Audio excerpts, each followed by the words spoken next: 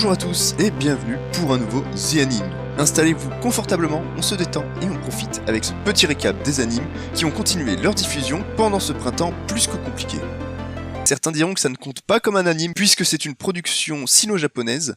Malgré tout, je pense qu'il a sa place, mais il n'est juste pas à mon goût. Un isekai sans grand chose d'original, je n'ai pas réussi à m'y attacher et j'ai pas l'impression que le héros s'implique plus que ça. C'est sympa, mais très vite répétitif. L'univers est original, mais je n'ai pas réussi à accrocher non plus. 12 épisodes pour l'histoire d'une apprentie peintre pendant la Renaissance, c'est très correct. Suite et peut-être fin de Bank Dream, j'ai été complètement satisfait comparé à la précédente saison. Baki, on continue de se taper sur la gueule, il y a des incohérences, mais si vous posez vos cerveaux, tout ira bien.